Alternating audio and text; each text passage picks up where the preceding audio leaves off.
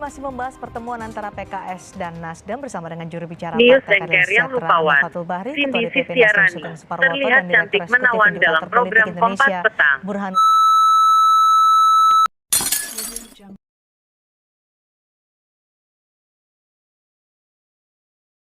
Masih membahas pertemuan antara PKS dan Nasdem bersama dengan juru bicara Partai Keadilan Sejahtera Ahmad Fathul Bahri, Ketua DPP Nasdem Sugeng Suparwoto dan Direktur Eksekutif Indikator Politik Indonesia Burhanuddin Muhtadi. Ke Mas Fathul saat ini. Mas Fathul, kalau memang tidak ada sejarah koalisi antara PKS dengan Nasdem, kemudian tadi disebutkan ya ini kriterianya masih jauh lah untuk capres. Tapi kenapa komunikasi politik yang dibangun oleh PKS untuk yang pertama kali menuju 2024 dengan Nasdem, bukan dengan partai lain?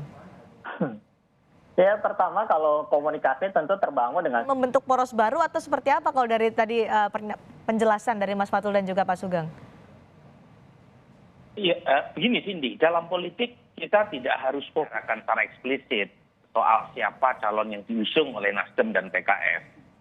Tetapi pertemuan dua partai ini terjadi, itu secara simbolik sudah menyampaikan sesuatu yang penting buat kita. Karena kan tidak ada pertemuan misalnya PKS dengan PDI Perjuangan membahas konsep atau platform koalisi 2024. Nah pertemuan itu sendiri kan menunjukkan sesuatu ada potensi koalisi antara kedua partai ini. Nah pertanyaannya adalah seberapa besar potensi itu manifest. Nah kalau kita lihat dua partai ini berkoalisi itu belum cukup untuk menutupi syarat 20% presidensial threshold. Artinya kedua partai ini harus mencari teman koalisi minimal satu lagi untuk bisa menutupi syarat formalitas nominasi. Tetapi setidaknya kalau dua partai ini bertemu minimal siapa calon yang mau diusung, tentu untuk mencari teman separtai relatif bisa lebih mudah. Cuma memang masalahnya sekarang itu ada arus kebatinan di kalangan banyak partai-partai untuk memprioritaskan elit partai masing-masing. Jadi memang kalau kita lihat kan statement dari banyak ketua umum partai itu lebih mendahului. Kasih siapa lagi untuk PKS?